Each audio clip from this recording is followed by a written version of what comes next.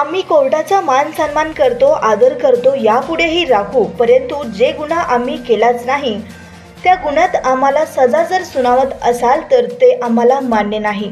आम्ही हायकोर्टात जाऊ, असं शिवसेना ठाकरे गटाचे उपनेते शरद कोळी यांनी माध्यमाशी बोलताना म्हणाले।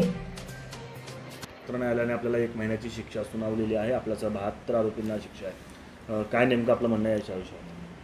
खरं तर ज्या गुन्ह्यामध्ये आम्हाला सोलापूर सेशन कोर्टाने जी सजा दिलेली आहे, पहिल्यांदा ती सजा आम्हाला बिलकुल मान्य नाही।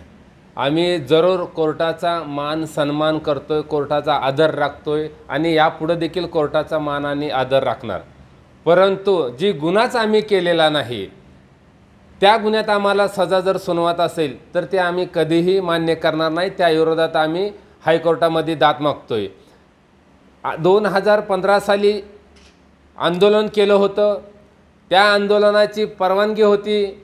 ते आंदोलन करत असताना आंदोलन कायद्याच्या चाकुरीत राहून केलेलं होतं, परंतु काही विरोधकांनी जाणून बुजून पोलीस यंत्रणेला हाताशी धरून आणि विरोधकाच्या सांगण्यावरून पोलिसांनी आमच्यावरती खोटे गुन्हे दाखल केलं आणि त्या खोट्या गुन्ह्याच्या आधारे आम्हाला सेशन कोर्टामध्ये 1 महिन्याची सजा झाली आणि 2000 रुपये दंड।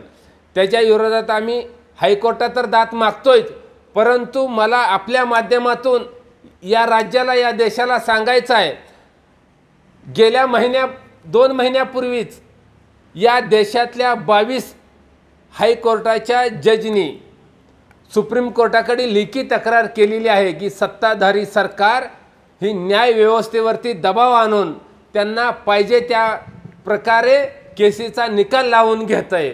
मग आम्हाला शंका आहे की जसं हायकोर्टाने सुप्रीम कोर्टावर तक्रार केली त्याप्रमाणेच आम्हाला खोट्या केसेसमध्ये सजा झाली का काय असे आम्हाला शंका वाटते आणि म्हणून आम्ही हायकोर्टात त्याची दाद मागतोय।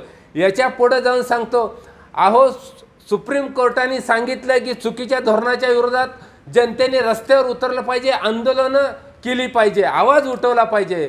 मग आम्ही जर चुकीच्या धोरणाच्या विरोधात आवाज उठवत असतो, आंदोलन करत असून त्या आंदोलनाच्या केसेमध्ये जर आमच्यासारख्या सामाजिक कार्यकर्त्यांना जर सजा लागत असेल तर उद्या चुकीच्या धोरणाच्या विरोधात आवाज कोण उठवणार? लोकांच्या, जनतेच्या मनामध्ये भीती निर्माण होईल की बाबा चुकीच्या धोरणाच्या विरोधात आवाज उठवल्यानंतर विरोधक पोलीस यंत्रणेला हाताशी धरून खोटे गुन्हे दाखल करतात आणि आपणाला सजा लावली जाते। त्याच्यामुळं 2 नंबर चुकीच्या गोष्टीच्या विरोधात, काळ्या धंद्याच्या विरोधात कुणीही आवाज उठवणार नाही, परंतु आम्ही या माध्यमातून सांगतोय अशा चुकीच्या गोष्टीच्या विरोधात किती जरी आम्हाला सजा झाल्या तरी आम्ही भिणार नाही, पण चुकीच्या गोष्टीच्या विरोधात आवाज उठवणार, आंदोलन करणार, रस्त्यावर उतरणार।